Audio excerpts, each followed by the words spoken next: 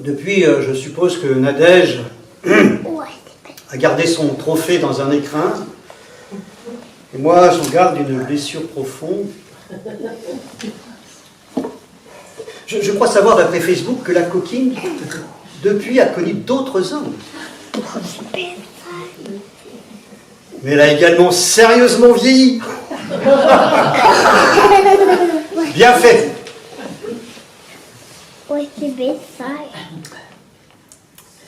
Ici, il est maintenant nécessaire d'évoquer votre grand Pépé, qui était pour moi juste un petit Pépé, le père de mon père. Vous n'avez malheureusement pas connu son épouse, Pierrette, qui faisait de si bons beefsteaks. Comme disait la chanson improvisée par Grand Pépé, qui faisait rimer beefsteak avec Pierrette. Non, et s'il y a des poètes parmi vous, les Neufious, vous constaterez combien la rime était riche et la viande saignante. Nous passions les mercredis chez les grands-parents avec frère Samy, chez les grands-parents paternels. Non seulement j'avais l'impression que la bête venait de mourir écrabouillée dans mon assiette, tant la carne pissait le sang, mais en plus, il fallait remercier les aïeux pour ce mets délicat.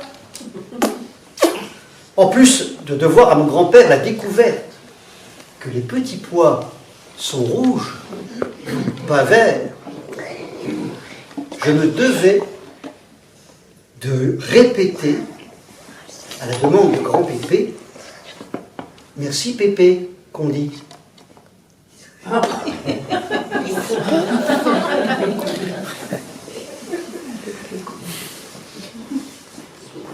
Dans ma caboche d'enfant de 5 ans, je me demandais bien ce que c'était qu'un Pépé qu'on dit. Mais comme je reprenais comme un perroquet, merci Pépé qu'on dit, qu'il avait l'air satisfait, ma foi, je ne l'ai pas le contraire. Cette sorte de super adulte, puisque père de mon père, me semblait encore plus étrange que les autres, mais plutôt rigolo. Il donnait des noms aux objets. Ainsi, sa voiture s'appelait Marguerite. Après, il y a dû y avoir une titine. C'est aussi à cette époque que je m'initiais au canon esthétique.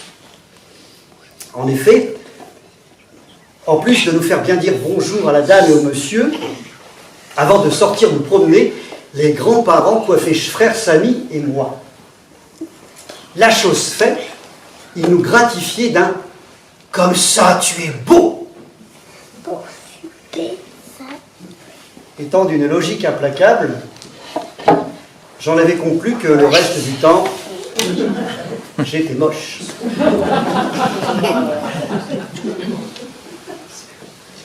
Plus tard, mais vous le savez aussi bien que moi, j'ai résolu le problème en étant chauve. Jamais un épi, jamais une mèche rebelle, j'étais joli comme un cœur en permanence. Tonton beau gosse, quoi. Bon, d'ailleurs, Samy a fait le même choix que moi.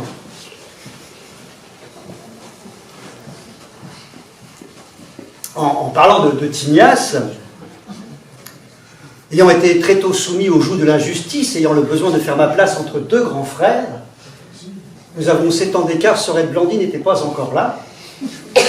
Manin prétend qu'avec un cheveu sur la langue, je disais « veux faire ce que je veux ». Il faut avouer qu'il m'est souvent arrivé dans ma pensée d'enfant de ne pas comprendre pourquoi je ne pouvais pas faire ceci ou cela. Je n'ai tué personne, pas nuit au-delà du raisonnable à qui que ce soit, et même encore aujourd'hui, pourquoi ne ferais-je pas ce que je veux? La patate, me diriez-vous. Encore que tonton BG ne vous le permet pas. Hein. Avec du pognon, fais ce que tu veux, mais sans, t'as surtout l'air d'un con. Oh, mes bons Neufious. J'admire déjà votre juvénile maturité, même si je ne suis pas d'accord avec votre trivialité de langage.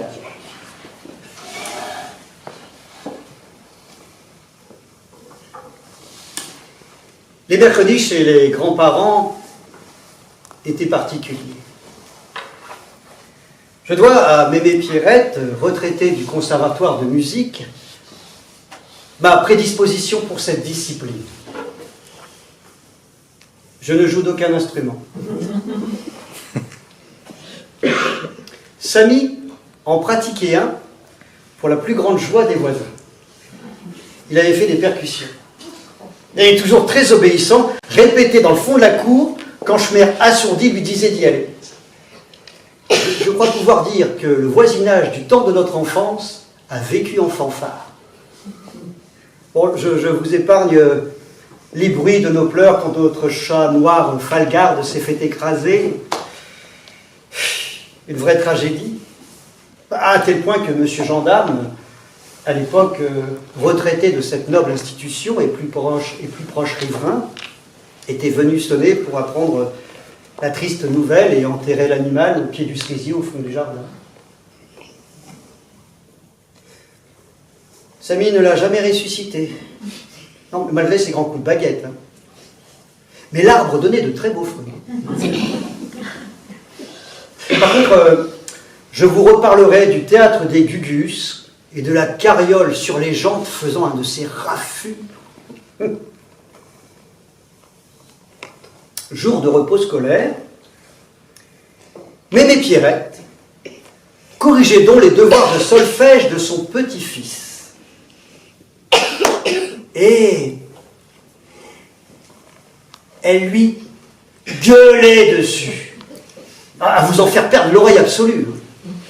Aussitôt, elle l'entraînait dans le salon, où se trouvait le piano à trous de balle de la guerre de 14-18, et lui rajoutait des exercices en plus, dont la fameuse dictée de notes de Mémé Pierrette.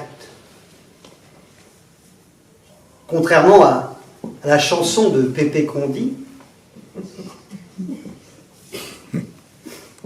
dont je ne résiste pas à vous transmettre les paroles pour que vous puissiez juger pleinement de la puissance poétique de votre aïeul. Do, ré, mi, fa, sol, toutes les femmes sont folles, sauf Mémé Pierrette, qui fait de bons beefsteaks. Je me demande si Mémé n'était pas seule. Pour ce qui s'agissait de sa pédagogie en tant que professeur de zizik, sa méthode, basée sur le hurlement, vous crevez les tympans. Mémé Condy, oui, parfois nous lui disions merci aussi, martelait « La note dit son nom ». Samy avait beau ouvrir grand les esgourdes, rien n'y faisait. De la cuisine où je m'étais réfugié, j'entendais aussi les gammes du piano venant du salon. Je priais ces coquines de venir gentiment se présenter, frapper à la porte de nos pavillons pour se présenter. Mais bien que loquaces, les blanches et les bémols inexorablement gardaient leur anonymat. Le petit bout de chou que j'étais s'était promis de ne jamais faire de musique. Dommage. J'aurais aimé avoir des cousines qu'elle dit. Do qu'elle dit, ré qu'elle dit, mi qu'elle dit, fa qu'elle dit, sol qu'elle dit, et leur petite sœur.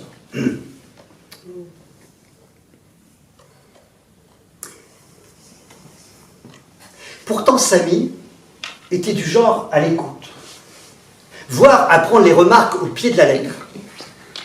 Ainsi, un jour où pas bien vieux, la mère d'un ton farceur lui avait dit, pour je ne sais plus quelle raison, qu'il devrait préparer son gâteau. Quelle n'avait pas été sa surprise en rentrant du boulot, de découvrir la première pâtisserie, début d'une belle production de la part de Schrer et d'une régulière utilisation du four. Une fois, il s'était plaint de la cuisine de votre grand-mère, qui lui avait répliqué d'aller se faire cuire un œuf. Que croyez-vous que Samy fit? Ni une ni deux, il cassa quelques œufs dans une poêle.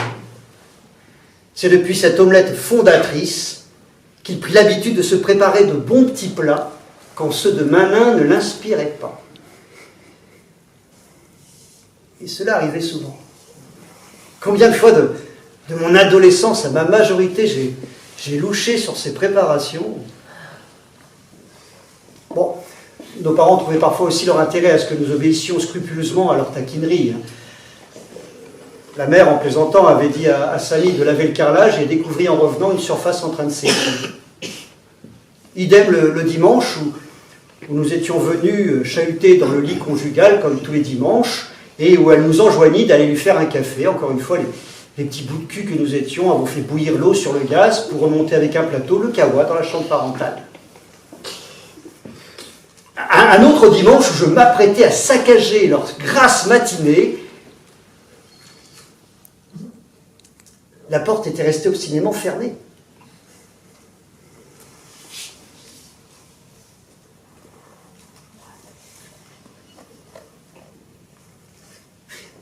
Bien qu'il n'y ait aucune cause à effet entre une naissance et une porte, je ne pense pas me tromper en situant ce détail de quelques mois avant l'apparition de la petite sœur Blandy. Les idées des enfants de ces associations. En général, ce frère m'interpellait d'un « Benji, viens m'aider !» C'est ce que je fais, c'est ce que je faisais.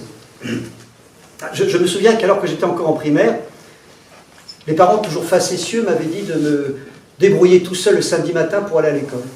Ce que j'avais fait. À tel point que je père, étonné de mon absence, avait dû se lever pour aller vérifier que j'étais bien là où la veille il m'avait dit d'aller. Dès lors, ils prirent l'habitude de miser sur notre indépendance. Nous étions aussi très pragmatiques. Ainsi, nous avions baptisé la personne qui livrait les pommes de terre Monsieur Patate. Et la dame qui livrait les légumes, Madame Légumes. Notre pays de l'enfance était un monde de potager.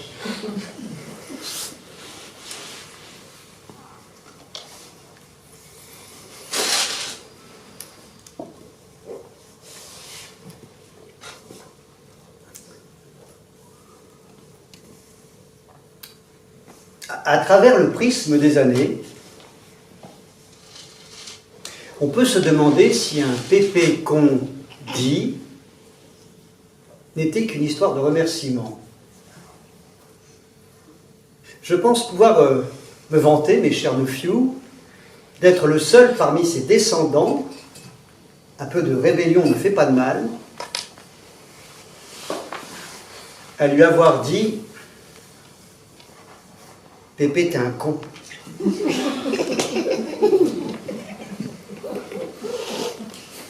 Allez savoir ce qui m'avait pris ce jour-là.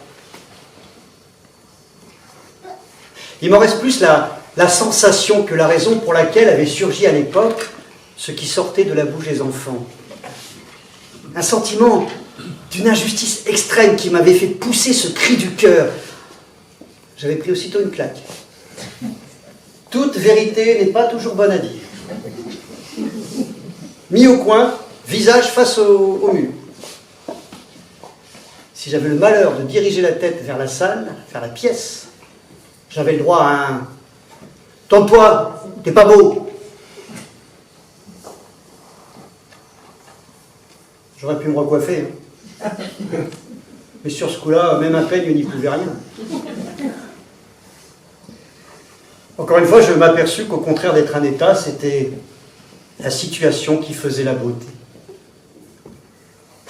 J'ai passé toute l'après-midi puni à attendre l'arrivée salvatrice de mon père. Bon, je n'en ai jamais voulu à Pépé.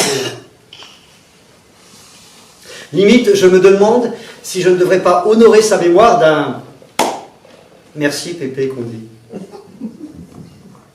N'allez pas croire, ils étaient plutôt sympas les grands-parents qu'on dit. Hein. La preuve, de demander à Blandy quand sa gentille mémé lui demandait si elle voulait manger une popomme.